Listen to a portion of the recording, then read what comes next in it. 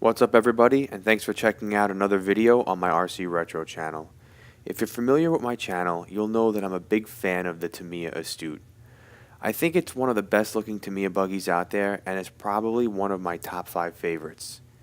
Here are some other RCs that fall under the Astute dynasty, and of course, notably missing is the Super Astute.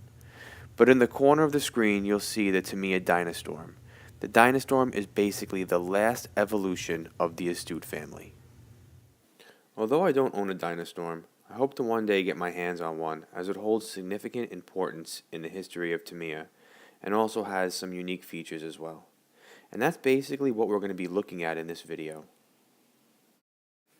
So the Dyna Storm was originally released in 1992, and then 9 years later, in 2001, it was re-released. One of the most notable features on the Dyna Storm was its multi-disc clutch system. Only 1 year earlier, Tamiya introduced the TTC clutch system in the Super Astute. While it was revolutionary, there was always room for improvement, so Tamiya moved from a single clutch plate to a multi-disc clutch in the Dyna Storm. Also unique to the Dyna Storm are its sleeve dampers. These are unique because inside the aluminum shock body are Teflon sleeves that help reduce friction. Also, there are small white Teflon rings at the base of the aluminum body that help guide the piston rod and again reduces friction. Over time, these Teflon sleeves can wear, but they can be replaced. When the original kit was released, a motor was not included. However, the manual did recommend an Acto-powered motor, which has a bright pink can. When the Dyna Storm was re-released back in 2001, it came with another pink motor, which did not have the white Acto-Power label on it. According to Tamiya Base, it looked more like a Superstock Type R motor that was painted pink. After the reissues were released, there were some rumblings that the unlabeled pink motor wasn't quick enough. So Tamiya released a third motor that looked just like the original pink Acto-powered motor, just without the label. So like I said earlier, the Dyna Storm is pretty much the last evolution of the Astute family. However, there seems to be another car that has influenced the development of the Dyna Storm. The Dyna Storm's origins are mostly found in a prototype called the TRF 211X.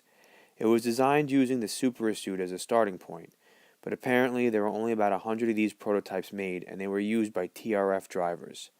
The Dyna Storm and the TRF were released around the same time, and from the image below you can obviously see the similarities between them. Now I found this article from Car Action magazine, and it's comparing 6 of the more popular buggies from around this time. The Tamiya Dyna Storm was one of them, and it's being compared to other name brands like Traxxas, Schumacher, Lassi, Kyosho, and Team Associated. Interestingly enough, the section of the article on the Dyna Storm begins with, "Though Tamiya isn't known primarily for producing hardcore off-road racing machinery, the Dyna Storm is their best effort to date." Now, I'm not really sure what to make of that quote, and it could be left open for interpretation, but regardless, it's evident that Tamiya was trying to put a serious contender out on the market to compete in the two-wheel drive off-road racing class. So I'll definitely be keeping an eye out to try to find one of these at a reasonable price. I've seen these on eBay, but they're new in box ones and they range in price from $400 to $800. One thing's for sure, this is one good looking buggy, and I'm looking forward to adding one to my collection at some point.